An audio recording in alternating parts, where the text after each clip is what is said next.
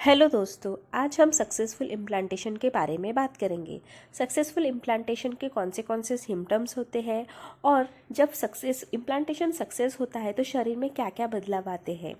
साथ ही implantation fail होने के बाद बॉडी में क्या प्रॉब्लम होती है, तो वीडियो पूरा देखिए। तो फ्रेंड्स, मैं दीक्षा माँ होने का एहसास में आप सभी का स्वागत करती हूँ। आप सभी व्यूअर्स से एक रिक्वेस्ट है, चैनल को सब्सक्राइब करें और बेल नोटिफिकेशन ऑन करें। साथ ही लाइक बटन प्रेस करना ना भूलिए। इम्प्लांटेशन यानी जब फैलोपियन ट्यूब में से जो एम्ब्रियो बन के निकलता है वो बच्चेदानी की दीवार पर आकर चिपकता है तो वहाँ एक गड्ढा सा बन जाता है। कई महिलाओं को इस टाइम थोड़ी सी ब्लीडिंग होती है, उसे हम इम्प्लांटेशन ब्लीडिंग कहते हैं। जब एम्ब्रियो एंडोमेट्रियम लाइन पर आकर चिपकता है तो वहाँ एक प्लेसेंटा बनना शुरू हो जाता है।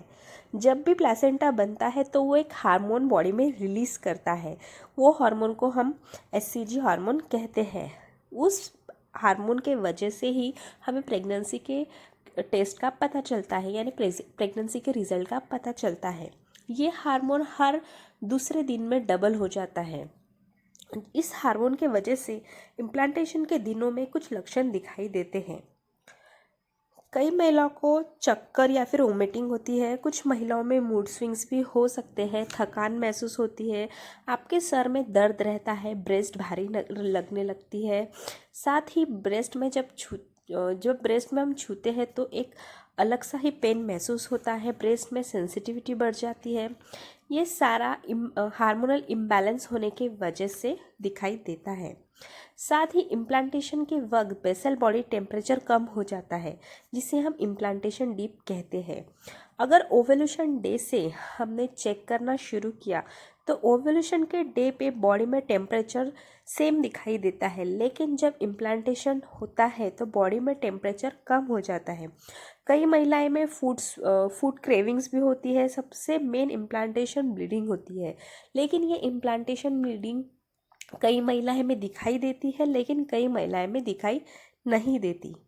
ये इम्प्लांटेशन ब्लीडिंग बहुत हल्की सी होती है, बहुत लाइट होती है और इम्प्लांटेशन का ब्लीडिंग का कलर पीरियड ब्लीडिंग के कलर के मुकाबले काफ़ी अलग होता है। इम्प्लांटेशन ब्लीडिंग कंसीव होने के 10 से 12 दिनों के बीच में दिखाई देता है। ये प्रेगनेंसी का सबसे मेन इम्पॉर्टेंट सिम्टम्स माना जाता है। इम्प्लांटेशन ब्लीडिंग का कलर पिंकिश ब्राउन होता है और वो पीरियड के कलर से थोड़ा हल्का होता है। इम्प्लांटेशन ब्लीडिंग 1 या 2 दिन से ज़्यादा नहीं रहती है। तो फ्रेंड्स, अब हम देखते हैं इम्प्लांटेशन फेल क्यों होता है। जब भी कोई महिला प्रेगनेंसी के लिए ट्राई कर रही होती है और वो उस चीज़ का बेसब्री से इंतज़ार कर रही होती है, लेकिन कई बार इम्प्लांटेशन फेल होने के बाद वो बहुत निराश हो जाती है। अगर एम्ब्रियो यूट्रस में ग्रो होने के बजाय फैलोपियन ट्यूब में ग्रो हो रहा है या फिर सरफेस में जाके चिपकता है, ऐसे में एक्टोपिक प्रेगनेंसी होने के चांसेस होते हैं। अगर वो एम्ब्रियो फैलोपियन ट्यूब में ग्रो हो रहा है तो वहाँ पे ट्यूब ब्लॉक होने की प्रॉब्लम हो सकती है। कभी कभी इस ट्यूब को हमें निकालना भी पड़ता है।